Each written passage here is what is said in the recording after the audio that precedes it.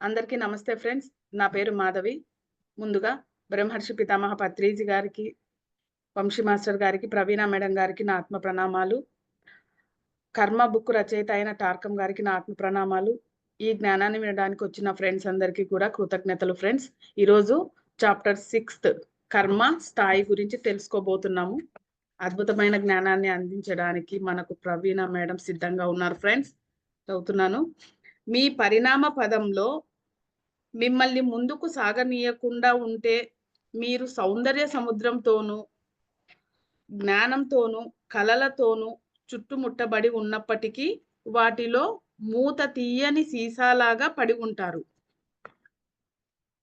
మీ పరిణామ పదంలో మిమ్మల్ని ముందుకు సాగనీయకుండా ఉంటే మీరు సౌందర్య సముద్రంతోనూ, జ్ఞానంతోనూ, కలలతోనూ చుట్టుముట్టబడి ఉన్నప్పటికీ వాటిలో మూత తీయని సీసాలాగా పడి ఉంటారు. చుట్టూ ఉన్నప్పటికీ వాటి గురించి ఆలోచించటం, వాటిని ఎలాగా కళల ద్వారా ఏం తెలుసుకోవచ్చు, ఇవన్నీ వాటి మీద దృష్టి ఉండదు, అబ్జర్వేషన్ ఉండదు. అబ్జర్వేషన్ లేకపోవడమే మూత తీయని సీసాలాగా ఉండడం అంటే. అవి ఉంటాయి, మన చుట్టూ ఉంటాయి. అవును, ఇప్పుడు రోజు డ్రీమ్స్ గురించి మనం మన ఇంట్లో మాట్లాడుతూనే ఉంటాం. వాళ్ళ వాళ్ళ చుట్టూ ఇవన్నీ జరుగుతూనే ఉంటాయి, కానీ వాళ్ళకేమి ఎక్కదు కదా, అబ్జర్వేషన్ ఉండదు కదా. అలాగా మూత తీయని సీసాలాగా అంటే వాళ్ళకి అబ్జర్వేషన్ ఉండదన్నమాట. అంటే గతంలో మనం కూడా అలాగే ఉన్నాం, కానీ ఇప్పుడు మనకి ఆ అబ్జర్వేషన్ వచ్చింది. అది అటువంటి కర్మ మీ పరిణామంలో అభివృద్ధి చెందడానికి సహాయపడే శక్తి ప్రవాహం కోసం తెరుచుకొని శక్తిని కూడబెట్టుకోవడాన్ని నిరోధిస్తుంది. మళ్ళీ చదువులే. అటువంటి కర్మ మీ పరిణామ క్రమంలో అభివృద్ధి చెందడానికి పడే శక్తి ప్రవాహం కోసం తెరుచుకొని శక్తిని కూడబెట్టుకోవడాన్ని నిరోధిస్తుందంటక్క. రెండు కలిపి మళ్ళా చెబుతానక్క. మీ పరిణామ పదంలో మిమ్మల్ని ముందుకు సాగనీయకుండా ఉంటే మీరు సౌందర్య సముద్రంతోనూ, జ్ఞానంతోనూ, కలలతోనూ చుట్టూ ముట్టబడి ఉన్నప్పటికీ వాటిలో మూత తీయని సీసాలాగా పడి ఉంటారు. అటువంటి కర్మ మీ పరిణామంలో అభివృద్ధి చెందడానికి సహాయపడే శక్తి ప్రవాహం కోసం తెరుచుకొని శక్తిని కూడబెట్టుకోవడాన్ని నిరోధిస్తుంది. అంతే కదా, శక్తిని కూడబెట్టుకోవడానికి నిరోధిస్తుంది. దాని పట్ల శక్తిని కూడబెట్టుకోలేకపోతున్నాం కదా. ఆ శక్తి దానికి ఉపయోగించాలి అని అంటే అప్పుడు ఆ మూత తెరుచుకుంటుంది. ఎందుకు తెరుచుకోలేదు? శక్తిని దానికోసం ఉపయోగించట్ల. కళల ద్వారా, జ్ఞానం ద్వారా ఇంకా పరిణామం చెందాలి, ఇంకా ఆత్మజ్ఞానం తెలుసుకోవాలి, ఇంకా ఉన్నతంగా ఎదగాలి, కళల ద్వారా నన్ను ఎంతో మార్చుకోవాలి, ఇవన్నీ ఉంటాయి కదా. ఇవన్నీ ఏమవుతుంది, మనల్ని ఆ మూత తెరిచి మనం వాటిని ఉపయోగించుకునే విధంగా మన శక్తిని మనం వాటికి ఉపయోగించట్లేదు. అంటే మనం వాటిని అబ్జర్వ్ చేసుకోవట్లేదు, వాటి గురించి తెలుసుకోవట్లేదు, వాటి నుంచి ఆచరించట్లేదు. ఇవన్నీ చేసినప్పుడు ఉపయోగపడుతుంది. అలాగా చెయ్యకుండా గమ్ముగా ఉన్నాము అని చెప్తున్నారు. మీకు అద్భుతమైన గురువులు ఉండవచ్చు, మంచి బోధ చేయవచ్చు, కానీ అది మీ హృదయంలోకి చొచ్చుకొని పోదు. అంతేకాదు, ఎప్పుడైనా ఆ గురువు కానీ, ఆ బోధ కానీ మీ స్వీయ ఆసక్తులకు విరుద్ధంగా కానీ, వ్యతిరేకంగా కానీ ఉంటే మీరు వారికి చీకటి శత్రువులుగా మారతారు. అది వారికి చీకటి శత్రువుల్లాగా మారిపోతాం. అది ఇదేం సూచిస్తుందంటే గతంలో మనుషులు ఈ బోధనలు వినకుండా మీరు నిరోధించి అయినా ఉండాలి. గతంలో మనుషులు ఈ బోధ వినకుండా మీరు నిరోధించి అయినా ఉండాలి, లేదా వాళ్ళ బోధనల వల్ల వాళ్ళను పీడింపుకు గురి చేసి వాళ్ళ జీవితాన్ని దుఃఖభాజనం అయినా చేసి ఉండాలి, దుఃఖమయమైనా చేసి ఉండాలి. 2 లైన్లు చదువు.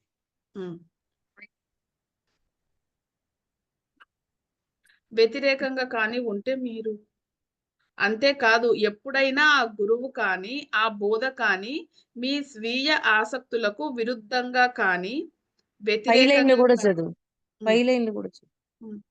మీకు అద్భుతమైన గురువులు ఉండవచ్చు. మంచి హ్మ్. బోధ చేయవచ్చు. కానీ అది మీ హృదయంలోకి చొచ్చుకొని పోదు.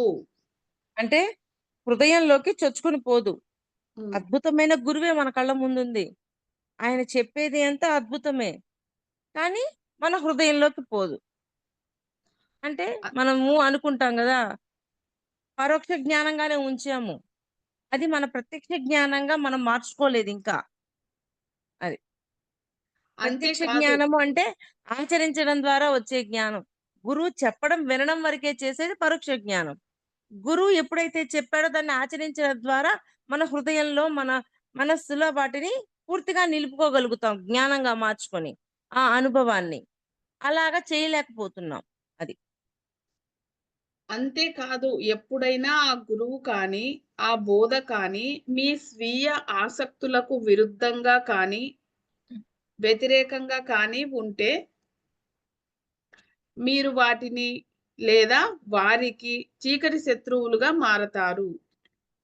చూడండి.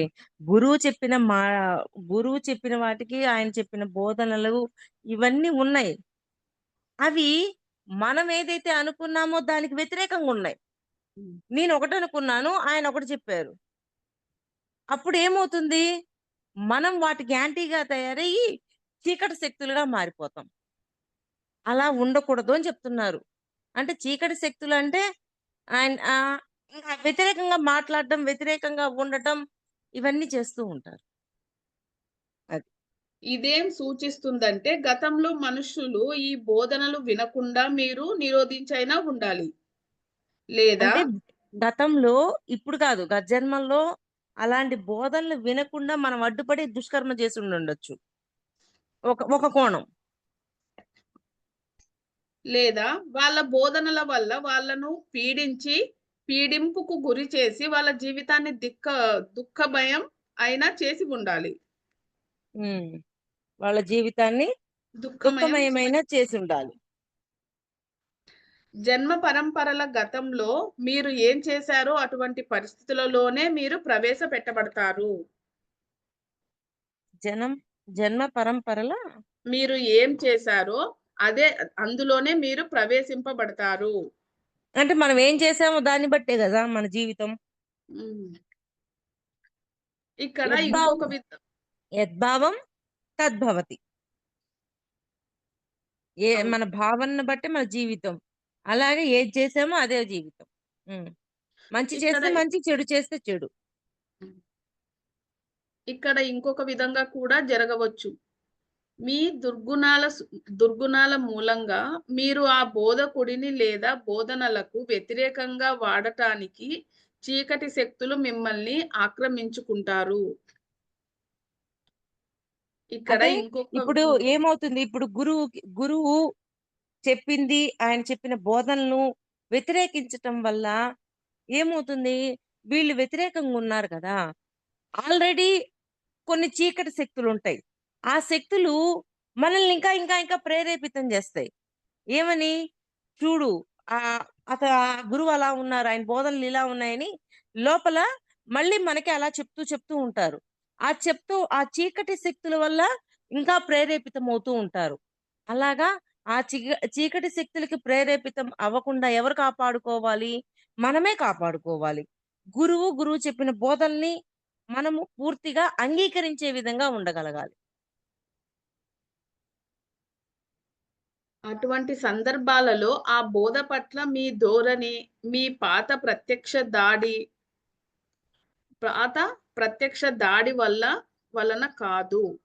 వలన కాదు. కాదక్క. అటువంటి సందర్భాల్లో ఆ బోధన పట్ల మీ ధోరణి, మీ పాత ప్రత్యక్ష దాడి వలన కాదు. మీ కుళ్ళిపోయిన జీవితం వల్ల. మీరు హ్మ్. చీకటి శక్తుల చేతిలో కీలుబొమ్మగా మారి, మిమ్మల్ని ఉపకరణంగా వాడి, ఆ బోధనపై దాడి చేయటానికి అనుమతించారు. హ్మ్. అది. ఆ బోధనపై దాడి చేయటానికి అనుమతించారు. అనుమతించారు. నిదానంగా ఒక్కో ఒక్కొక్క లైన్ చదువు. హ్మ్. హ్మ్. అటువంటి సందర్భాల్లో ఆ బోధ పట్ల మీ ధోరణి, మీ పాత ప్రత్యక్ష దాడి వల్ల కాదు. మీ అంటే కుళ్ళిపోయిన జీవితం వల్ల. గతంలో గతంలో జరిగిన దాని వల్ల కాదు. ఇక్కడ ప్రస్తుతం వ్యతిరేకత ఏర్పడిన దాని వల్ల అని చెప్తున్నారు. హ్మ్. మీరు చీకటి శక్తుల చేతిలో కీలుబొమ్మగా మారి, మిమ్మల్ని ఉపకరణగా వాడి ఆ బోధపై దాడి చేయటానికి అనుమతించారు. అంటే మనమే అనుమతించామనా అక్క? ఆ చీకటి శక్తులు మనల్ని ఉపయోగించాయి గదా! హ్మ్. ఉపయోగించుకోవటం వల్ల మళ్ళీ ఆల్రెడీ మన లోపల అదుంది. ఆ హ్మ్. చీకటి శక్తొచ్చి మనల్ని దాన్నే ప్రేరేపితం చేయటం వల్ల మనం దాన్నే ఉపయోగిస్తాం. ఎంత డేంజరో చూడండి. మన లోపల ఒక వ్యతిరేకత ఎంత దూరం తీసుకెళ్ళిపోతుందో. ఒక్కోసారి 2 విషయాలు, ధోరణి, స్వభావం కలిసి ఉండి ఆ వ్యక్తిని ద్రోహిగా మారుస్తాయంటక్క. అంతే. ఒక్కోసారి ద్రోహిగా అంటే ఎట్టైనా సరే నా గురువు మీద నేను ప్రతీకారం తీర్చుకోవాలి. నా నా గురువుని ఎట్లాగైనా అంటే ఎన్నో చూస్తున్నాం గదా! సృష్టిలో. టార్గెట్ జేస్తరు. అలా చేయాలి, ఇలా చేయాలి అని. అది. తాము హిప్నసిస్‌కు గురైనప్పుడు, ఆక్రమించుకోబడినప్పుడు, తమ ద్వారా చెడ్డ పనులు జరిగితే తమను నిందించటం గాని, శిక్షించటం గాని చెయ్యకూడదు అని కొందరంటారు. ఏంటి?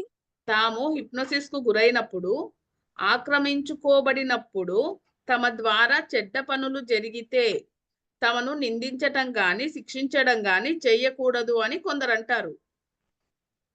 హిప్నటైజ్ చేసి వాళ్ళ ద్వారా చెడ్డ పనులు చేసి అన్నీ హ్మ్. చేసినా గాని వాళ్ళని నిందించకూడదు, ఏమి చేయకూడదు అని అంటారు. హ్మ్. హ్మ్. అది సరైన నిర్ధారణ కాదు. ఒక వ్యక్తి తన గత చర్యలకు చీకటి శక్తులతో కలిసి ఉండి, వారికి సేవ చేసేందుకు శిక్షింపబడతాడు. చదువు. మీ యొక్క ఇతరుల యొక్క పరిణామాన్ని నిలిపివేసే లక్ష్యంతో ఉన్న చీకటి శక్తులు, వాటి వలలో మీరు పడటం అనే ఆ చర్యలో దానికి అదే పెద్ద శిక్ష. చూడండి చీకటి శక్తులు. అవి మనకి కనిపించవు. కానీ మనల్ని చాలా ప్రభావితం చేస్తాయి. ఒక్కొక్కసారి చూడండి ఏదో శక్తి కోల్పోయినట్టు, ఏదో అయిపోయినట్టు, ఏదో జరిగిపోయినట్టు ఉంటది. కానీ అక్కడ ఆ చీకటి శక్తులు మనం ఆల్రెడీ నెగెటివ్ ఫీలింగ్‌లో ఉన్నాం. ఆ ఫీలింగ్‌కి శక్తినిచ్చి మరలా ఇంకా దాన్ని ఎక్కువ చేసి మన పరిణామాన్ని మనం మనం ఇంకా ఎదగడానికి ముందుకు పోనీయకుండా మనల్ని అక్కడే పడేస్తాయి. అవి ఆ చీకటి శక్తులు ఏమి ప్రభావితం చేస్తున్నాయని మనం అబ్జర్వ్ చేస్తూ ఉండాలి. అంటే అంత ఇరుకుండాల మన మీద మనకి. వేటి యొక్క ప్రభావం వల్ల మనం ఇలా అయిపోతున్నాం. వేటి యొక్క ప్రభావంలో మనం ఇరుక్కుపోతున్నాం. ఇవన్నీ. చీకటి శక్తులతో కలిసి ఉండి, వారికి సేవ చేసినందుకు శిక్షింపబడతాడు. హ్మ్. మీ మీ యొక్క ఇతరుల యొక్క పరిణామాన్ని నిలిపివేసే లక్ష్యంతో ఉన్న చీకటి శక్తుల వలలో మీరు పడటం అనే ఆ చర్యలో దానికదే పెద్ద శిక్ష. మీరు దానికంటే ఇంకో శిక్ష ప్రత్యేకించి ఏదో శిక్ష లేదు. వాటి వాటి వాటి వాటి వలలో అంటే వలలో పడిపోవడమే ఒక పెద్ద శిక్ష. ఏంది ఇంక అయిపోయింది మన లైఫు. మనలో పరిణామం పడిపోద్ది. అన్నీ పడిపోతాయి.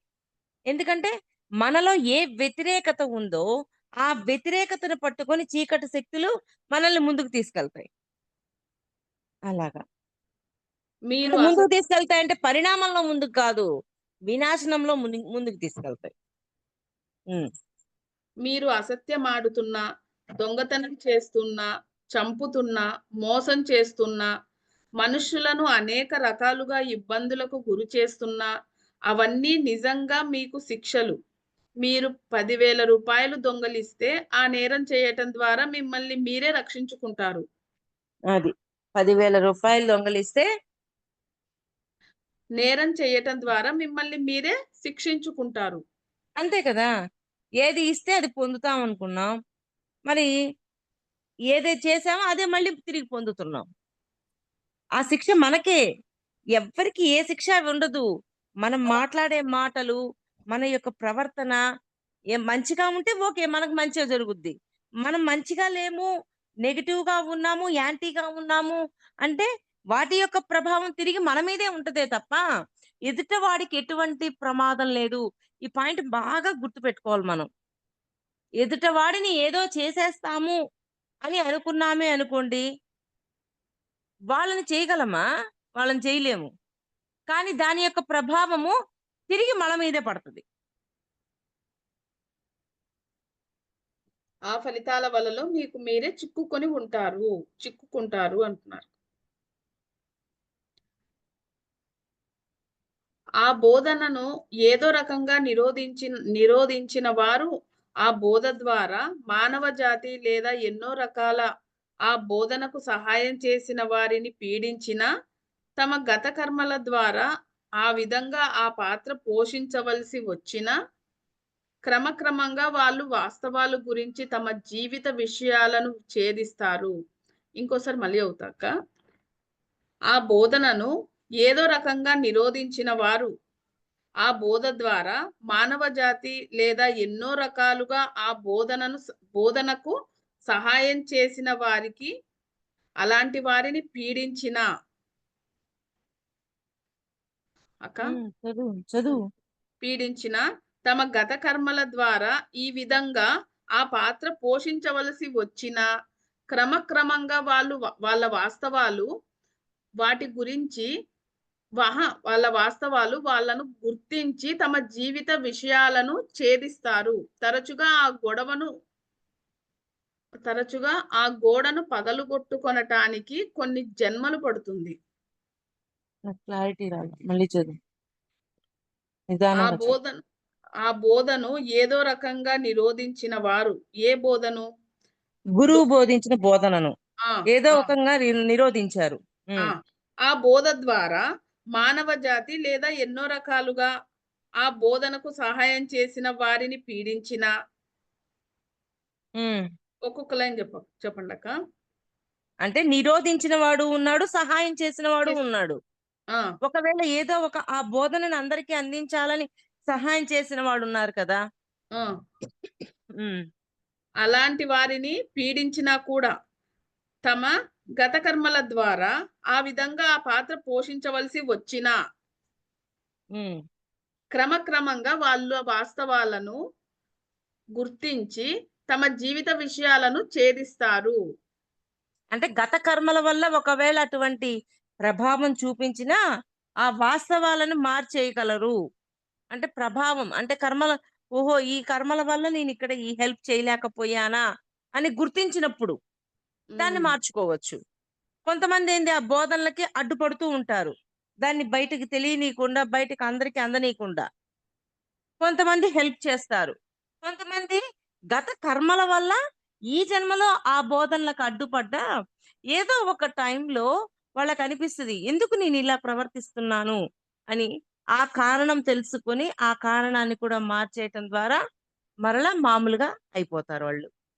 అంటే ఇక్కడ ఆ చీకటి శక్తుల యొక్క ప్రభావము ఏ కోణంలో మన మీదుంటుంది? ఈ చీకటి శక్తుల వల్ల ఉంటుందా? గత కర్మ వల్ల ఇక్కడ నేను ఈ ప్రభావం చూపిస్తున్నానా? మరి దేని వల్ల నేను వాళ్ళ యొక్క బోధనలకి అడ్డమొస్తున్నానో చెక్ చేసుకోవాల. పాయింట్ అర్థమవుతుందా మాస్టర్స్? ఇప్పుడు నాలో ఒక వ్యతిరేకతొచ్చింది. ఆ వ్యతిరేకతకి చీకటి శక్తులు శక్తినిచ్చి నన్నాపేసాయి. అలా జరగొచ్చు. లేదా గత కర్మ వల్ల నేను వాటికి అడ్డపడొచ్చు. అలాగా ఏ కోణంలో జరిగింది అనేది ఎవరికి వాళ్ళు అబ్జర్వ్ చేసుకుంటూ ఉండాలి. అందుకే ఎప్పుడు ఎరుకతో ఎవరిని వాళ్ళు గమనించుకుంటూ ఉండాలి. వాళ్ళ మాట, కర్మ యొక్క ఉద్దేశాన్ని గమనించుకుంటూ ఉండాలి అని చెప్పేది నేను. హ్మ్. తరచుగా ఆ గోడను పగలగొట్టడానికి కొన్ని జన్మలు గూడా పడుతుందంట. మరి చూడండి. కొన్ని జన్మలు పడుతుందంట ఆ అంటే ఒక గోడను ఏర్పాటు చేశారు. ఆహ్, మనము ఏ బుక్కు అంతర్గత వికాసం చదివేటప్పుడు దాంట్లో గురువుకి కొంతమంది శిష్యులుంటారు. ఒక శిష్యుడు బయటికెళ్ళిపోయి గురువుని వ్యతిరేకిస్తూ ఆయనకొక ఉత్తరం రాస్తాడు. ఆ ఉత్తరం రాయగానే గురువు దగ్గర ఆల్రెడీ ఒక శిష్యుడుంటాడు కదా! ఆ శిష్యుడు ఆ ఉత్తరం చదివి ఎమ్మన్నే రియాక్ట్ అయ్యి, గురువుగారు మీరు చెప్పండి, నేను ఇప్పుడు పోయి వాడిని ఏదైనా చేసొస్తాను అని చెప్తాడు. అప్పుడు గురువు ఏం చెప్తాడంటే, నువ్వు వాటికి స్పందన ఇవ్వమాక, స్పందించమాక. అతను రాసిన వాటికి నువ్వు స్పందించొద్దు. నువ్వు మౌనంగా ఉండు. నేను మౌనంగానే ఉంటాను అని చెప్తాడు. అంటే ఎప్పుడైతే వాళ్ళ యొక్క మాటలకి రియాక్ట్ అవుతామో, వాళ్ళు ఏదైతే అనుకుంటున్నారో దానికి శక్తినిచ్చినట్టవుతుంది అని గురువు ఆయన దగ్గర ఉన్న శిష్యుడికి చెప్తాడు. ఇక్కడ పాయింట్ అర్థం చేసుకోండి. గురువు దగ్గర శిష్యులున్నారు. వాళ్ళలో ఒక శిష్యుడు బయటికెళ్ళిపోతాడు. ఒక శిష్యుడు ఆయన దగ్గరున్నారు. బయటికెళ్ళిపోయిన శిష్యుడు గురువు గురించి ఏదేదో రూమర్స్ రాసి ఒక ఉత్తరం పంపిస్తాడు. గురువు దగ్గర ఉన్న శిష్యుడు, గురువుగారు ఇయన్నీ చూస్తే నాకు కోపమొచ్చేస్తుంది. వాడిని నేనేదో ఒకటి చేసేస్తాను అని అంటాడు. అప్పుడు గురువు ఏం చెప్తాడో తెలుసా? "పోయి చేసి రాపో" అని చెప్పలా. పాయింట్ అర్థమవుతుందా మాస్టర్? "పోయి చేసి రాపో" అనలా. "నువ్వు మౌనంగా ఉండు. నువ్వు కానీ వాళ్ళ యొక్క మాటలకి రియాక్ట్ అయ్యావు అంటే ఆ మాటలు నిజం చేసిన వాడివవుతావు. నువ్వు రియాక్ట్ అవ్వకు" అని చెప్పి గురువు చెప్పి ఈ శిష్యుడిని చల్లబరుస్తాడు. అసలు అద్భుతంగా ఉంటది. అక్కడ పాయింటు అంతర్గత వికాసంలోనే టార్కం గారే చెప్పారు. హ్మ్. మనం మనం బోధ గురించి మాట్లాడితే చాలా మంది మతం గురించి ఆలోచిస్తారు. కానీ సత్యం ఏమిటంటే బోధ అనే జీవిత నియమం, ప్రేమ సూత్రం, సహనం, స్వచ్ఛత, సేవ, ఐక్యత. ఈ నియమం ఏ క్షేత్రంలో అయినా అతిక్రమించబడితే మీరు నీతికి వ్యతిరేకులుగా మారి నీతి బాహ్యమైన జీవితం గడుపుతారు. మళ్ళీ మళ్ళీ చదవండి. మనం బోధకుడు బోధ గురించి మాట్లాడితే అంటే మన బోధకుడు బోధ గురించి మాట్లాడితే చాలా మంది మతం గురించి ఆలోచిస్తారు. కానీ హ్మ్. సత్యం ఏమిటంటే బోధ అనే జీవిత నియమం, ప్రేమ సూత్రం, సహనం, స్వచ్ఛత, సేవ, ఐక్యత. ఈ నియమం ఏ క్షేత్రంలో అయినా అతిక్రమింపబడితే మీరు నీతికి వ్యతిరేకులుగా మారి నీతి బాహ్యమైన జీవితం గడుపుతారు. అంటే వాటికి వ్యతిరేకంగా ఉండొద్దు అని చెప్తున్నారు. అవును. హ్మ్. మీ ఆ లైన్ స్వ మళ్ళీ చదువుమా? ఏమేంటివో ఒకసారి? ఏవేమంటే హ్మ్. సత్యం ఏమిటంటే బోధ అనే జీవిత నియమం, ప్రేమ సూత్రం, సహనం, స్వచ్ఛత, సేవ, ఐక్యత. ఈ నియమం ఏ క్షేత్రంలో అయినా అతిక్రమింపబడితే హ్మ్. అంటే మీరు నీ వీటన్నిటిని దాటి అతిక్రమించి మాట్లాడితే ఆ బోధ. హ్మ్. హ్మ్. మీరు నీతికి వ్యతిరేకులుగా మారి నీతి బాహ్యమైన జీవితాన్ని గడుపుతారు. హ్మ్. మీ స్వార్థ అంటే ఆహ్, వీటిని దాటి ఉండొద్దు. వీటిలోనే ఉండమని చెప్తున్నారు. హ్మ్. హ్మ్. మీ స్వార్థ పర్వతం కోసం మీ స్వార్థ పరత్వం మీ స్వార్థపరత్వం కోసం నియమాలను అతిక్రమిస్తే మీరు మిమ్మల్ని న్యాయానికి శత్రువుగా తయారు చేసుకుంటారు. అంటే మీ స్వార్థం కోసం అదే ఇందాక చెప్పుకున్నాం కదా! హ్మ్. ఏదైతే ఇస్తే అది మనం ఏది చేస్తామో అది మనకే ఎఫెక్ట్ కొట్టేది. మనం ఎప్పుడైతే స్వార్థంతో చేస్తామో దాని యొక్క ఎఫెక్ట్ మనకే ఉంటుంది. పక్కనోడికి ఏం ఉండదు. ఈ విధంగా మిమ్మల్ని మీరే శిక్షించుకుంటారు అంటున్నారు. హ్మ్. మీ గత సేవకు సేవలకు మీ గత సేవలకు ప్రతిఫలంగా మీకు తమ శీలాన్ని శుద్ధి చేసుకొని, సద్గుణాలుగా పెంపొందించుకొని, తమలోని దివ్య శక్తులను వెలికి తెచ్చుకోవడంలో మనుషులకు సహాయపడే స్థితి ఇవ్వబడుతుంది. మీ గత సేవకులకు హ్మ్. ప్రతిఫలంగా గత సేవకులంటే ఎవరక్క? చదువు నేను వినల. నాకర్థం కాదు. ఆ! మీ గత సేవలకు సేవకులు హ్మ్. కాదక్క సేవలు. మీ గత సేవలకు ప్రతిఫలంగా మీకు తమ శీలాన్ని శుద్ధి చేసుకొని, సద్గుణాలను పెంపొందించుకొని, తమలోని దివ్య శక్తులను వెలికి తెచ్చుకోవడంలో మనుషులకు సహాయపడే స్థితి ఇవ్వబడుతుంది. అంటే గత గతంలో చేసిన పనులు కొన్ని దుష్కర్మలు చేస్తున్నాం. వాటి ఫలితాలను మార్చి సత్కర్మలుగా ఎప్పుడైతే చేస్తామో అప్పుడు మన జీవితం బాగుంటుంది అన్న కోణం చెప్తున్నారు. దాంట్లో వివరణ ఇదే. అవును. దుష్కర్మలని సత్కర్మలుగా మార్చండి ఆ! అన్న కోణం. హ్మ్. మీ గత ఉపయోగ కర్మ చర్యలకు బహుకృతిగా ఇటువంటి సేవ మీకు అందివ్వబడుతుంది. అంటే దాన్ని బట్టి మనకి సేవ అందించబడతది. సేవ. ఇప్పుడు ఊరికే సేవలు అందించట్ల మనకి పైనున్న వాళ్ళు మనకి అలర్ట్ చేస్తున్నారు. ఈ పని చెయ్యి, ఈ పని చెయ్యి, ఈ పని చెయ్యి అని. ఆ పని అలర్ట్ అంటే అలా చేయబట్టే మనం ఈ పనులన్నీ జేస్తున్నాం. వాళ్ళు అది కూడా దేన్ని బట్టి? మన కర్మ యొక్క శేషాలను బట్టి మనకి నువ్వు ఈ పని చెయ్యాలి, నువ్వు ఈ పని చెయ్యాలని చెప్తున్నారు. ఆ పనులు మనం చేసుకుంటూ పోతున్నాం. ఈరోజు ఈ గ్రూప్ క్రియేట్ అవ్వాలన్నా, ఈ గ్రూప్‌లో ఈ డిస్కషన్ జరగాలన్నా, ధ్యానం జరగాలన్నా, ఇవన్నీ జరగాలన్నా మాస్టర్స్ క్రియేషన్ తోటి మనకి అప్పచెప్తారు ఈ పనులన్నీ. ఈ పనులని మనం చేసుకుంటూ వెళ్తున్నాం. ఒక అధికార క్రతువులోనే బోధకుడు తన అనుచరులతో అంకితభావంతో కూడిన సేవ.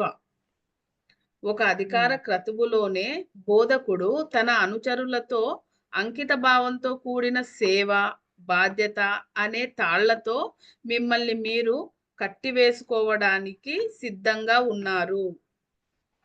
దాని కింద కూడా చదువు ప్రయత్నం. ఆ రకమైన జీవన విధానం మీ జీవితంలో ఆధ్యాత్మిక సంపదకు మూలం. ఇది హ్మ్. మీ కోసం జీవితం ద్వారా ఇవ్వబడింది. ఈ బహుమతిని వర్ధిల్ల చేసే ప్రయత్నం చెయ్యండి. ఎటువంటి బలహీనత, విపత్కర పరిస్థితి మీ నుంచి ఆ బహుమతిని పోగొట్టకుండా చూసుకోండి. బహుమతి రావడం అనేది బానే ఉంది. ఆ హ్మ్. బహుమతి పోకుండా ఎవరు కాపాడుకోవాలి? మనమే మనమే కాపాడుకోవాలి. హ్మ్. మనమే ఆ బహుమతిని తెచ్చుకుంది గూడా మనమే. మళ్ళీ పోగొట్టుకోకుండా చూసుకోవాల్సింది కూడా మనం. మనమే. ఇప్పుడు చూడండి మనం సాధన చేస్తాం. ఆహ్, నిన్న నేను హోలీకి ఒక కథ చెప్పా. హోలీ అనేది హోలీ పౌర్ణమి యొక్క ప్రత్యేకత. ప్రహ్లాదుడిని హిరణ్యకశ్యపుడు నారాయణ మంత్రాన్ని ఎక్కువ జపిస్తూ ఉంటాడు. నారాయణుడు ఉంటున్నాడని ఆయన్ని ఎలాగైనా హతమార్చాలి అనుకుని ఆయన్ని ఎన్నో ప్రయోగాలు చేసి ప్రహ్లాదుని చంపాలనుకుంటాడు. కానీ ప్రహ్లాదుడు ఏమాత్రం చనిపోడు. ఆయన నామమే ఆయన యొక్క ఆహ్, ఉన్నతత్వమే ఆయన్ని కాపాడుకుంటూ వస్తది. కానీ ఒకసారి ఏం చేస్తాడంటే హిరణ్యకశ్యపుడు హోలీ అని వాళ్ళ చెల్లెల్ని పిలిచి ప్రహ్లాదుడిని నువ్వు పట్టుకొని నువ్వు అగ్నిలో దూకేయి అని చెప్తాడు. అంటే అక్కడ ప్రహ్లాదుడికి పట్టుకొని అగ్నిలో దూకమన్న హోలీకి అగ్నిలో దూకినా ఏమీ కాదు. ఎందుకని ఆమెకు ఆ వరం ఉంటదనమాట. ఏం కాదు, ఏం చేయలేదు అగ్ని. ఆమె ఆ వరంతో ఉంటది. ఎప్పుడైతే ప్రహ్లాదుడిని తీసుకొని అగ్నిలోకి దూకేస్తుందో ఆమె చనిపోతుంది. ప్రహ్లాదుడు బయటకొస్తాడు. అంటే ఏంటి? హోలీకి అగ్నిలో దూకినా ఏమీ కాదు అన్న వరం ఉంది. ఆ వరాన్ని దేనికి ఉపయోగించింది? సరికాని పనికి ఉపయోగించింది. అందువల్ల ఆమె దహించుకుపోయింది. ఆ వరాన్ని ఒకవేళ ఎక్కడైనా ఇళ్ళు తగలబడుతున్నాయి, ఏమైనా తగలబడుతున్నాయి, అక్కడున్న వాళ్ళని కాపాడడానికి పోయి ఆమె కాపాడిందే అనుకో, ఆ వరాన్ని సరి అయిన దానికే ఉపయోగించినట్టు కదా! అప్పుడు ఆ వరం అలాగే ఉంటుంది. మరి వరాన్ని సంపాదించుకుందెవరు? ఆమె. వరాన్ని పోగొట్టుకోవడానికి కారణం ఎవరు? ఆమె. అంటే మనం ఏదైనా సంపాదించుకోవడానికి కారణం మనమే. దాన్ని కోల్పోవడానికి కారణము మనమే. అంటే ఎంత జాగ్రత్తగా ఉండాలో చూడండి. వరమొచ్చిందని ఆ సంతోషపడడం ఒక ఎత్తు. దాన్ని కాపాడుకోవడం ఇంకొక ఎత్తు. హ్మ్. కర్మ మీ సేవా మార్గాన్ని, పరిశీలనను అ అవరోధించటమే కాకుండా, మీ అవగాహనకు దారి తీయగల శ్రమించే శక్తిని కూడా మిమ్ములను చేరకుండా నిరోధిస్తుంది. కర్మ మీ సేవా మార్గాన్ని, పరిశీలనను అవరోధించటమే కాకుండా, మీ అవగాహనకు దారి తీయగల శ్రమించే శక్తిని కూడా మిమ్మల్ని చేరనీయకుండా నిరోధిస్తుంది. ఒకసారి చదువు హ్మ్. హ్మ్. కర్మ మీ సేవా మార్గాన్ని, పరిశీలనను అవరోధించటమే కాకుండా హ్మ్. అంటే సేవా మార్గాన్ని, పరిశీలనను పరిశీలనను అవరోధించడమే కాకుండా ఆ! మీ అవగాహనకు దారి తీయగల శ్రమించే శక్తిని కూడా మిమ్ములను చేరకుండా చేస్తుందంట. అమ్మా! అంటే ఆ చేసే కర్మ ఎటువంటిది చెయ్యాలో చూసుకోండి. మీరు హ్మ్. సరైనది చేస్తే మీ సేవా మార్గం ఇవన్నీ చక్కగా జరుగుతాయి. మీ అవగాహన పరిధి కూడా మారతది. మరి సరికాని కర్మలు చేశామనుకోండి, ఇవన్నీ ఏమి ఉండవు. అన్నీ లాస్ అయిపోతాం. మరి చూడండి, కర్మ చేసేటప్పుడు సరి అయినదా? సరికానిదా? అనేది ఎంత అబ్జర్వ్ చేయాలో మనం. హ్మ్. మీరు దుర్గుణాలు, ద్వేషాలు, అసూయలు, అపనిందలతో సమయం వృధా చెయ్యకండి. మిమ్మల్ని మీరు కాల్చుకోవడానికి కట్టెలను మీరు పోగు చేసుకోకండి. అంతే. మనల్ని కాల్చుకోవడానికే మనలో ఉన్న దుర్గుణాలు, అసూయలు ఇవన్నీ మనల్ని మనం పోగు చేసుకుంటున్నాం. అది. మనల్ని కాల్చుకోవడానికి, ఎదుటోడిని కాల్చడానికి కాదు. మనల్ని కాల్చుకోవడానికి ఇవన్నీ పోగు చేసుకుంటున్నాం అని జెప్తున్నారు. ద్రోహుల జన్మ పరంపరను తెలుసుకోగలిగితే ఎంత బాధాకరంగా వాళ్ళు ఆ కర్మ రుణాలను తీరుస్తారో చూస్తాం అని ఉపదేశిస్తారు. రోగులను ద్రోహులను అంటే ద్రోహం హ్మ్. చేసే వాళ్ళను హ్మ్. వారి జన్మ పరంపరను తెలుసుకోగలిగితే ఎంత బాధాకరంగా వాళ్ళు ఆ కర్మ రుణాలు తీరుస్తారో చూస్తారు అని హ్మ్. ఉపదేశిస్తారు. అంతే. హ్మ్. కర్మ ఊహాతీతమైన విధానాల్లో పనిచేస్తుంది. ఉదాహరణకు, గతంలో మీరు ఎవరికైనా అపకారం చేస్తే, ఈ జన్మలో మీరు అతనికి సహాయం చేయవలసిన పరిస్థితిలో మీరుంటారు. లేకపోతే మీరు అతనికి మంచి సేవకుడిగా గానో, సహాయకుడిగా గానో ఉంటారు. హ్మ్. ఇంకా అంటే, ఏం హ్మ్. అంటే గతంలో వాళ్ళకి హాని చేశాం. అందువల్ల ఈ జన్మలో వాళ్ళకి సేవ చేయాల్సిన డ్యూటీ ఎత్తుకొనొచ్చాం. హ్మ్. ఇంకా ఏం చెప్పారంటే, ఉపదేశంలో మీకు ఒక స్థాయి ఇవ్వబడి, మీరు సేవ చేస్తారు. ఒకవేళ మీరు చేస్తున్న దానిని నమ్మకపోయినా మీరు సేవ చేస్తారు అంటున్నారు. నమ్మకపోయినా గాని నువ్వు చేసే తీరాలా. అదేమి మారదు అని జెప్తున్నాడు. అది ఆ 2 లైన్‌లు మళ్ళీ చదువు. ఆ! మాస్టర్స్ ఇది బాగా అర్థం జేసుకోండి పాయింట్. హ్మ్. ఇంకా ఏం చెప్పారంటే, ఉపదేశంలో మీకు ఒక స్థాయి ఇవ్వబడింది. దాని పై ఉపదేశంలో లైన్ మీకు గూడా. ఆ! దాని పై లైన్ గూడా. కర్మ హ్మ్. ఊహాతీతమైన విధానాల్లో పనిచేస్తుంది. ఉదాహరణకు, గతంలో మీరు ఎవరినైనా అంటే ఎవరికైనా అపకారం చేస్తే, ఈ జన్మలో మీరు అతనికి సహాయం చేయవలసిన పరిస్థితిలో ఉంటారు. లేకపోతే మీరు అతనికి మంచి సేవకుడిగా గానో, సహాయకుడిగా గానో ఉంటారట. హ్మ్. ఇంకా అంటే ఏం తప్పకుండా చెప్పారు? సేవకుడికైనా, సహాయకుడికైనా ఉండే ఉండ తీరుతాం తప్పకుండా. హ్మ్.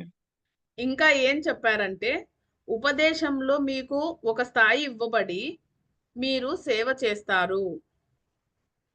ఒకవేళ హ్మ్. మీరు చేస్తున్న దానిని మీరు నమ్మకపోయినా కూడా మీరు సేవ చేస్తారు. అంటే మనం చేస్తుంటాము. కానీ నమ్మకపోయినా చచ్చినట్టు ఆ పని జేస్తాం. ఏంటి హ్మ్. గతంలో మనం ఎవరికైతే హాని జేశామో, ఆ హాని చేసిన వాళ్ళకి ఈ జన్మలో సేవ చేయడానికొస్తాం.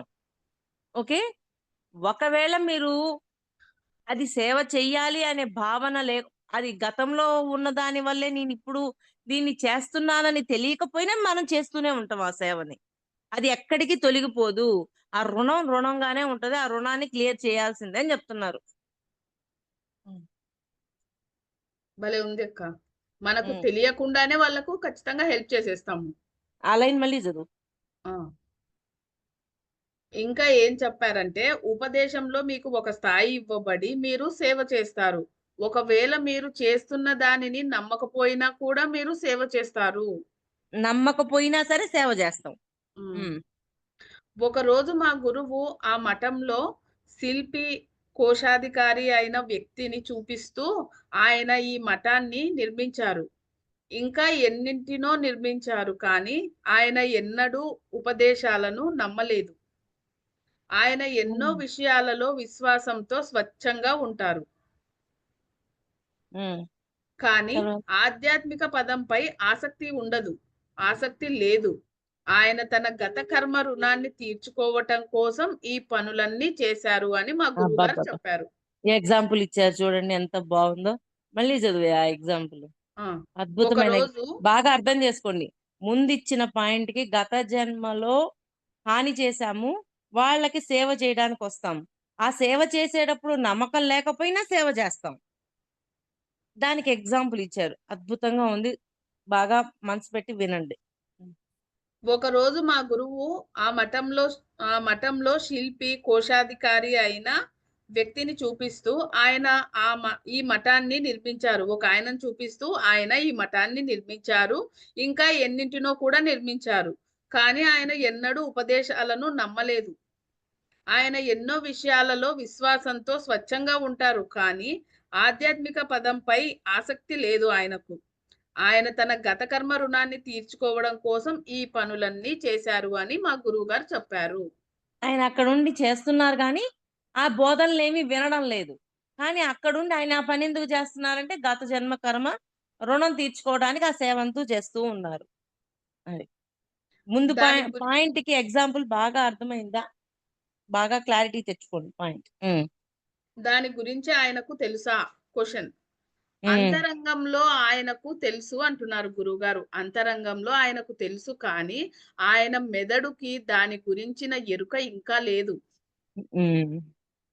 అతనికి తన పనులలో విశ్వాసం ఉన్నంత కాలము అతనిని ఆ స్థితిలో ఉంచి తన కర్మను తీర్చుకునేలా చెయ్యడమే నా విధి.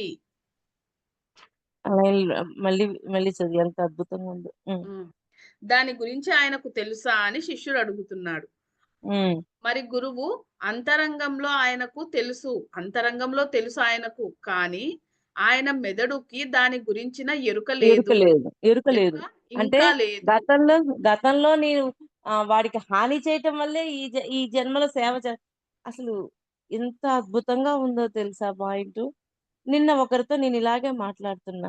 ఏదైతే చేస్తున్నామో అది మన ప్రాయశ్చిత్తం అనన్నా. మనం చేస్తున్న సేవ అన్నాను. కానీ వాళ్ళు ఏమాత్రము దాన్ని పట్టుకోలేదు. ఇప్పుడు ఇది చేస్తున్నది మనం సేవ అన్న భావంతో చేసినప్పుడు మనకు తెలియకుండా మనకొక ఆనందం వస్తుంది. కానీ నమ్మకం చేసుకుంటూ వెళ్ళిపోతున్నాం. ఎంత చేసుకుంటూ వెళ్ళిపోయినా ఏదో ఒక రోజు ఏందబ్బా ఇదంతా చేస్తున్నాము అనే ఒక ప్రశ్నొస్తది. కానీ మనం ఏదైతే చేస్తున్నామో అది గత కర్మ రుణం వల్ల నేను ఇక్కడ ఈ సేవ చేస్తున్నాను అన్న అవగాహన ఉన్నప్పుడు వాళ్ళు సంతోషంగా చేస్తారు. అంతే కాకుండా కొత్త కర్మల్లో ఇరుక్కోరు. ఇక్కడ పాయింట్ అర్థం చేసుకోండి. కొత్త కర్మల్లో ఇరుక్కోరు. చేసుకుంటూ పోతున్నాం. లెక్క చూడకుండా ఏదో చేస్తున్నాం అంటే, ఏదో ఒక రోజు ఎనక ఈ సేవ చేసుంటాం గదా! వాళ్ళేదన్నా అన్నారనుకోండి, నేను ఇంత చేశాను గదా! మరి నువ్విలా మాట్లాడతావేంది అని తెలియకుండా ఒక ఎమోషన్ అనేది వచ్చేస్తది.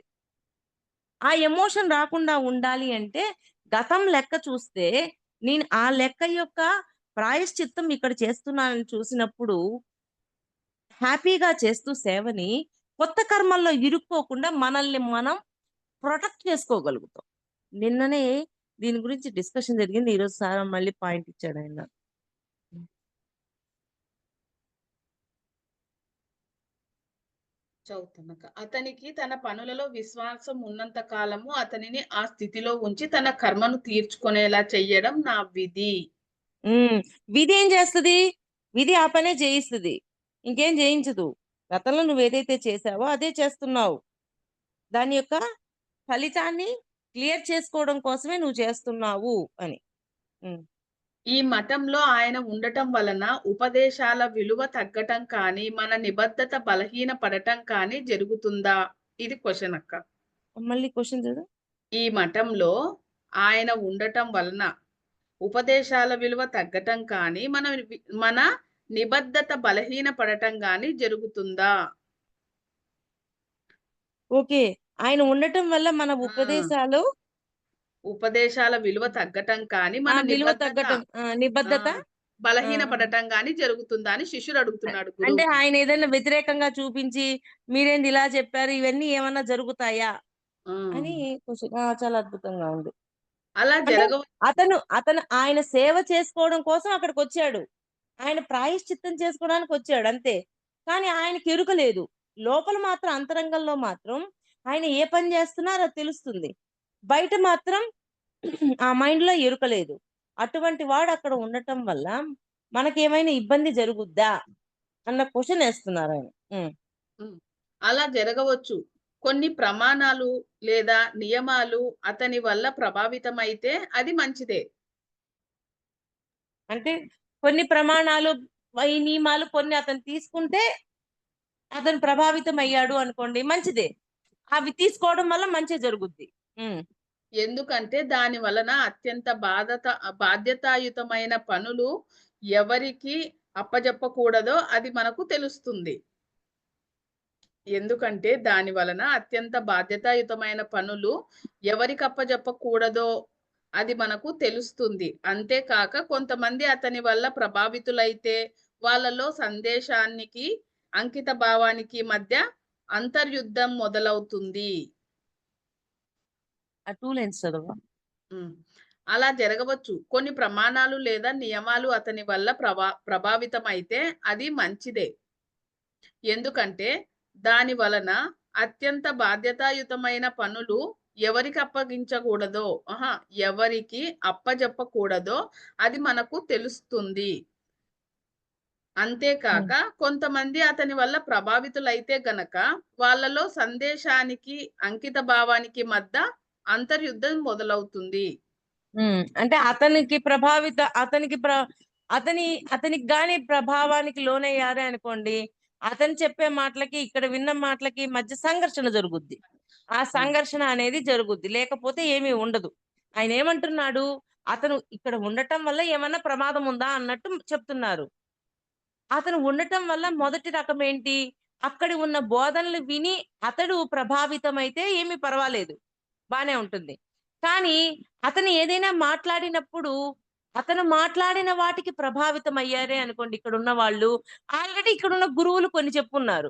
అతను హ్మ్. చెప్పిన మాటలు, ఈ గురువులు చెప్పిన మాటలు ఏం తేల్చుకోవాలో తెలియక ఒక సంఘర్షణ మొదలవుతది. అలా గూడా జరగొచ్చు. అలా ముందు రకంగా జరిగినప్పుడేమో అతను వచ్చిన వ్యక్తి చక్కగా విన్నాను, తెలుసుకున్నాను అని మౌనంగా వెళ్ళిపోయాడంటే ఏం లేదు. కానీ దానికి వ్యతిరేకంగా లేదు, ఇలా ఎందుకుండాలి, ఇలా ఉండాలి అని అతను ఒకవేళ తర్కం చేశాడే అనుకోండి. అతను చేసిన తర్కానికి, గురువులు చెప్పిన విషయానికి మధ్య వీళ్ళు నలిగిపోతారు. ఒక రకంగా వాళ్ళ లోపల ఒక సంఘర్షణ అనేది జరుగుద్ది అని 2 కోణాలు చెప్తున్నారాయన. హ్మ్. అంతేకాక కొంతమంది అతని వల్ల ప్రభావితులైతే వాళ్ళలో సందేశానికి, అంకిత భావానికి మధ్య అంతర్యుద్ధం మొదలవుతుంది. అటువంటి యుద్ధాల వల్లనే నిజమైన అంకిత భావం గెలిచి వ్యతిరేకించబడుతుంది. వ్యతిరేకించబడుతుంది. అంటే అటువంటి ఆ యుద్ధాల సంఘర్షణ వల్ల వల్లనే హ్మ్. వాళ్ళు దేని పట్ల అంకిత భావంతో ఉండాలి అనేది ఉన్నారు. హ్మ్. ఫైనల్‌గా తేల్చుకోగలుగుతారు. తేల్చుకో వాస్తవంలో అతనేమి ప్రమాదకర వ్యక్తి కాదు. ఎందుకంటే తన గత జన్మల బాకీలను ఇప్పుడు తీరుస్తానని హృదయంలో అతనికి తెలుసు కాబట్టి. హ్మ్. అలా అయితే అంటే అతను అలాగ మాట్లాడడం వల్ల అతను ప్రమాదకరమైన వ్యక్తి అని అనుకోవడానికి లేదు. ఇప్పుడు నాకు జస్ట్ ఎగ్జాంపుల్ ఏమనిపించింది, ఇప్పుడు ఒక ఒక ప్లేస్ ఉంది. ఆ ప్లేస్‌లో కన్‌స్ట్రక్షన్స్ జరుగుతున్నాయి. అక్కడ ఒక వ్యక్తి కన్‌స్ట్రక్షన్స్ చేస్తున్నాడు. అక్కడ ఇలాగే క్లాసెస్ అన్నీ జరుగుతూ ఉన్నాయి. క్లా నా భావానికి అనిపించింది. క్లాసెస్ అన్నీ జరుగుతూ ఉన్నాయి. అన్నీ అక్కడేం క్లాసులు జరుగుతున్నాయి? శాకాహారం తినాలి. శాకాహారం మాత్రమే తినాలి. ప్రాణిని హింసించకూడదు. కర్మవుతుంది. ఇవన్నీ చెప్పారు. అక్కడ ఈ కన్‌స్ట్రక్షన్ వర్క్‌లో సేవ కోసం వచ్చిన వ్యక్తి విన్నాడు. విని గమ్ముగా దాన్ని ఆచరించాడు. అతను మౌనంగా ఉన్నాడు అంటే ఓకే. అప్పుడు అతను లేపి, ఎందుకు శాకాహారమే తినాలి? మాంసాహారం ఎందుకు తినకూడదు? అది విటమిన్ ఫుడ్ కదా! అని తర్కం లేపాడు. తర్కం లేపేసరికి అక్కడికి ఆల్రెడీ వచ్చి అక్కడ వింటున్న వాళ్ళందరూ కొత్త వాళ్ళే అనుకోండి. వీళ్ళు చెప్పిన దాని పట్ల అంకిత భావంతో ఉండాలా? అతను చెప్పిన దాన్ని వినాలా? అని వాళ్ళ మధ్యలో ఒక సంఘర్షణ ఏర్పడతది. ఆ సంఘర్షణ ద్వారా వాళ్ళకంటూ ఒక అభిప్రాయం వచ్చి, ఆ అంకిత భావాన్ని వి ఎటు పెడతారు అనేది వాళ్ళకొక టెస్ట్ లాగనమాట. ఫైనల్ ఔట్‌పుట్ ఏం తీసుకుంటారు అనేది వాళ్ళకొక పరీక్ష అవుతదే తప్ప, అతనేమి ప్రమాదకరమైన వ్యక్తి ఏమి కాదు. అంటే ఒక ప్రశ్న మళ్ళీ లేపుతున్నాడతనొచ్చి. అలా అయితే అతను మిగిలిన మార్గాలలో ఎందుకు శిక్షింపబడడు?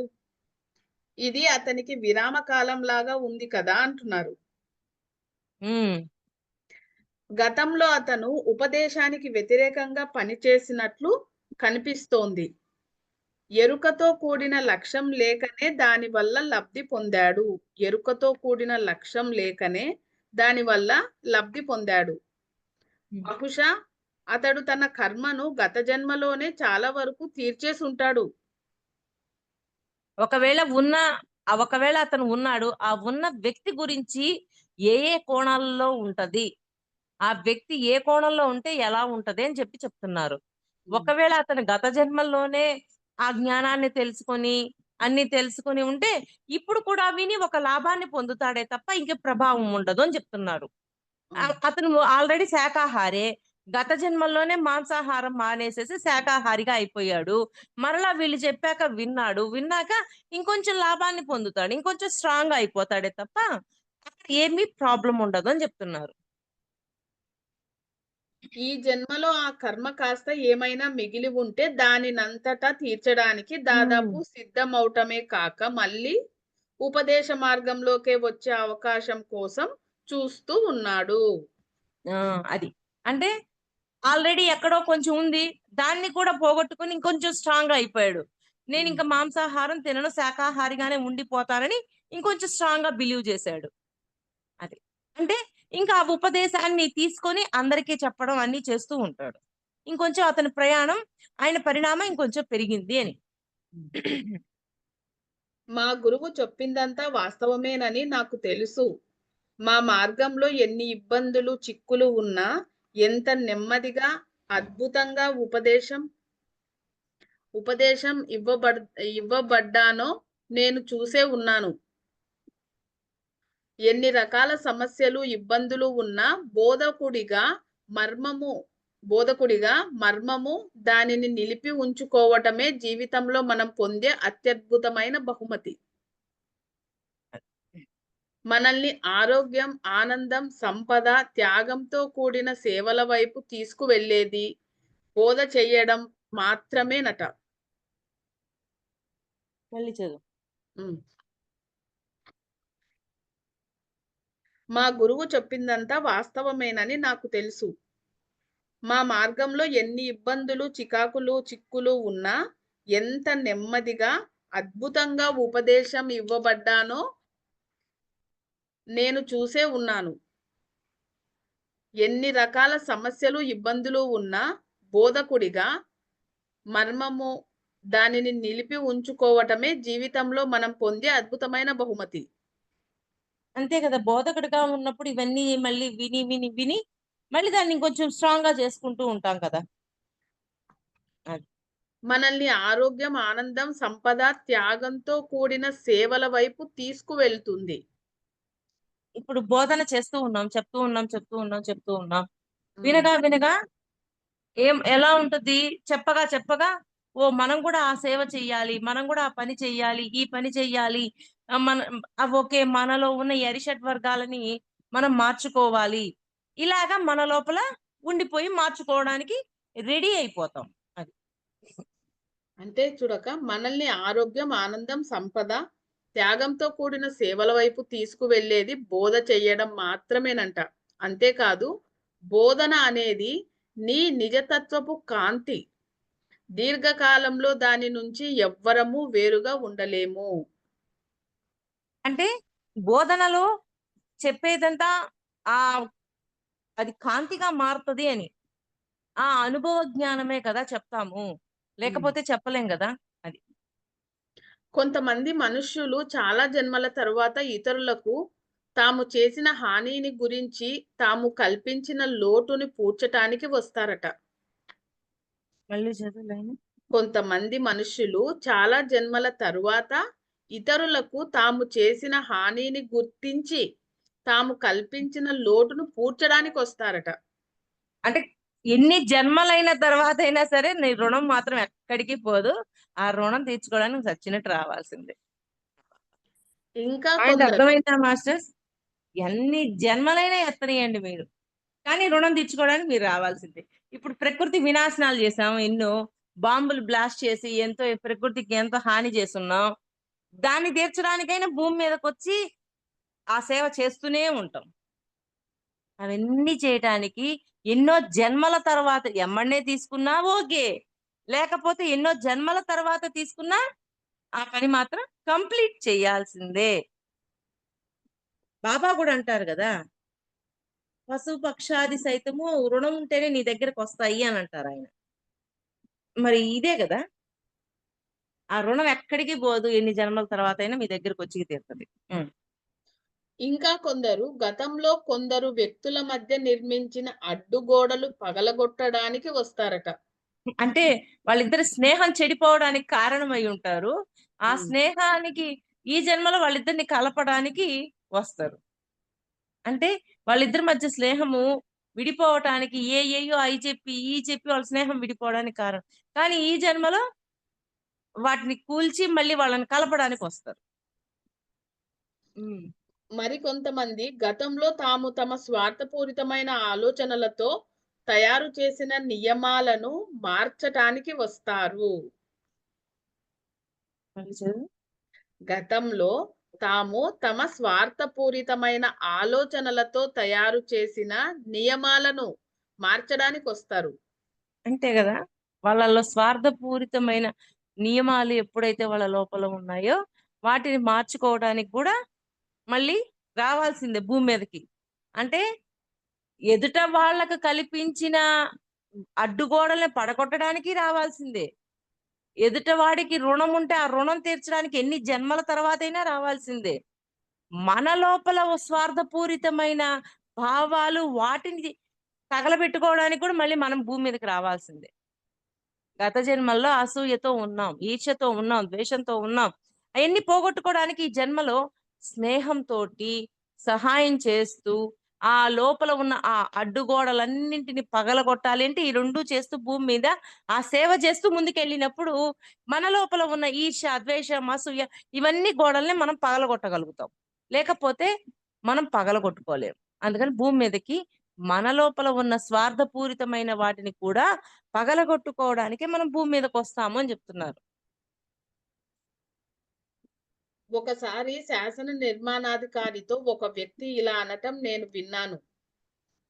మీ స్వల్పకాలిక లక్షణాలను మీ స్వల్పకాలిక లక్ష్యాలను తీర్చడానికి మీరు ఈ చుట్టూలు కాదు. ఈ చట్టాలు తయారు చేసి మనుషుల మీద భారం వేస్తారు. మీ స్వల్పకాలిక లక్ష్యాలను తీర్చడానికి మీరు ఈ చట్టాలు తయారు చేసి మనుష్యుల మీద భారం వేస్తారు. కానీ ఈ చట్టాల వల్ల మీ పిల్లలే ఇబ్బందులు పడతారు గదా! అంటే ఆ చట్టాలు అమలు అంటే వాళ్ళు నియమించినవి. హ్మ్. వాళ్ళు నియమించిన చట్టాలు ఏమవుతుంది? అంటే గత జన్మలో చట్టాలను నియమించాం. హ్మ్. నియమించి మళ్ళీ ఏమంటున్నాం? తల్లి, తండ్రి చనిపోయారు. మా ఇంట్లోకే రండి, మా ఇంట్లోకే రండి అని మనం ఆహ్వానిస్తాం గదా! మనం ఆహ్వానించాం. కొడుకు ద్వారానో, కూతురు ద్వారానో మళ్ళీ వచ్చాం. పాయింట్ అర్థం చేసుకోండి మాస్టర్స్. ఒక ఫ్యామిలీ ఉంది. ఫ్యామిలీలో అమ్మమ్మ, తాతయ్య నేను ఊరికే ఎగ్జాంపుల్ జెప్తున్నాను. ఎవరిని ఉద్దేశించి కాదు. అమ్మమ్మ, తాతయ్య ఉన్నారు. నానమ్మ ఎవరో పెద్దవాళ్ళున్నారు. ఇంటి పెద్దలు. వాళ్ళు కొన్ని నియమాలను పెట్టి ఇక్కడున్న వాళ్ళకి ఆ రిస్ట్రిక్షన్స్ అన్నీ పెట్టుంటారు. ఓకే.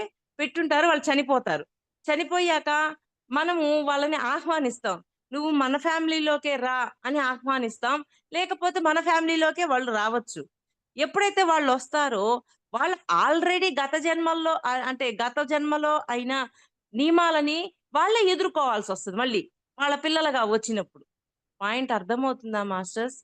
మళ్ళీ వాళ్ళు పిల్లలుగా రావటం ద్వారా ఆ రిస్ట్రిక్షన్స్, ఆ నియమాలని మనమే ఎదుర్కోవాలి అని జెప్పి ఎంత అద్భుతంగా ఉందో పాయింట్. మళ్ళీ చెప్పరా? మీ స్వల్పకాలిక లక్ష్యాలను తీర్చడానికి మీరు ఈ చట్టాలు తయారు చేసి మనుషుల మీద భారమేస్తారు. కానీ ఈ చట్టాల వల్ల మీ పిల్లలే ఇబ్బందులు పడతారు. సరే వాళ్ళకి ఇష్టం లేకపోతే వాళ్ళు ఈ చట్టాలను మళ్ళీ మారుస్తారు. మళ్ళీ ఇంక వాళ్ళు ఆ ఇబ్బందులు పడి మళ్ళీ వచ్చి వాళ్ళే మార్చొచ్చు. హ్మ్. లేకపోతే వీళ్ళైనా మార్చొచ్చు. ఏదైనా మార్చొచ్చు. హ్మ్. గతంలో మీరు చేసిన ఈ చట్టం మార్చటం కోసం మీరే విచారంగా తిరిగి వెనకకు వస్తారని నేను నమ్ముతాను. ఇందాక మీరు చెప్పింది కరెక్ట్ అక్క. ఇప్పుడు అదే అందుకే నేను ముందే చెప్పింది అది. అవును. నువ్వు చదవలే ఆ పాయింట్. ఈ పనులను ఆలస్యంగా లేకుండా చేయటం మంచిది. అలా కాకుండా మీరు ఎక్కువ కాలం ఎదురు చూస్తే మీ స్వీయ శాసనాలు మార్చటం కోసం మీరు మరింత ఎక్కువ శ్రమ పడాల్సి ఉంటుంది. బాబోయ్! అంటే మనం ఏ శాసనాలైతే రాసి పెట్టినామో అయి మనమే బద్దలు కొట్టడానికి మళ్ళీ మనమే రావాలా? అంటే వీళ్ళు మారిస్తే ఓకే. మార్చకపోతే అవి మార్చడం కోసం మనం భూమి మీదకి రావాలా? హ్మ్. ఇదేదో కొత్తగా ఉంది నాకు మాత్రం. హ్మ్. బావుంది. మనుష్యులే పనులు చేసేది. మళ్ళీ వాటిని చెయ్యనిది కూడా ఈ చెయ్య ఈ చెయ్యకపోవటం అనేది మార్పు చెందటానికి, కర్మ పద్దు తీర్చటానికి ఒక అవకాశం అంటక్క. మళ్ళీ చదువు. మనుష్యులే పనులు చేసేది. మళ్ళీ వాటిని హ్మ్. చెయ్యనిది కూడా ఈ చెయ్యకపోవటం అనేది మార్పు చెందటానికి. ఈ అంటే చెయ్యకపోవటం అనేది మనుషులే పనులు చేసేది. కానీ ఈ చెయ్యకపోవటం అనేది మార్చడం కోసం మళ్ళీ వాళ్ళే రావాలి అనా? రావాలి. ఆ! ఆహా! కాదక్క. అహా! కాదక్క. మనుషులే పనులు చేసేదక్క. మళ్ళీ వాటిని చెయ్యనిది కూడా మళ్ళీ వాటిని చెయ్యనిది కూడా ఈ చెయ్యకపోవటం అనేది మార్పు చెందడానికి, చెయ్యకపోవటం అనేది మార్పు చెందటానికి, కర్మపద్దు తీర్చటానికి ఒక అవకాశము. అది కిందది కూడా చదువు క్లారిటీ వస్తుంది. ఆ! క్లారిటీ రాదు. ఒకసారి మా గురువు పట్టా మేడం తీసుకొని మేడం యుక్త వయస్సు అదే మేడం కర్మ చేసేది చెయ్యంది కూడా మనుషులే అని అర్థం అక్కడ వస్తుంది చూడండి. హ్మ్. కింద ఎగ్జాంపుల్ చదువుతాను. తర్వాత ఏమైనా అర్థం ఒకసారి మా గురువు పట్టా తీసుకొని యుక్త వయసులో ఉన్న వాళ్ళకి బోధించే పాఠశాలలో పనిచేయబోయే వారితో, నేను నీకు ఈ పట్టాను నువ్వు చేసే పని యొక్క ప్రాముఖ్యతను గుర్తించటం కోసం ఇస్తున్నాను. తరచుగా మనం మన పని కంటే తక్కువ చిన్నవాళ్ళమే. మన పని కంటే తక్కువ చిన్నవాళ్ళమే. జాగ్రత్తగా ఉండు. నీ అహంకారం, అతిశయం, స్వలాభాల కోసం నా పని ఏ విలువ కో నా పని ఏ విలువ కోసం నిలబడుతోందో వాటిని ఆ పనిని ఇబ్బందికి గురి చేయకు. చాలా బలహీనతలు, దుర్గుణాలు నిన్ను పాఠశాల నియమాలను అతిక్రమించటానికి ప్రలోభపెట్టినా, ధైర్యంగా పోరాడి నీ వ్యక్తిత్వపు ఆసక్తుల కంటే పని ఉన్నతంగా ఉండేటట్లు చూడు అని చెప్పారట. ఓకే. అంతవరకు ఆపేసి.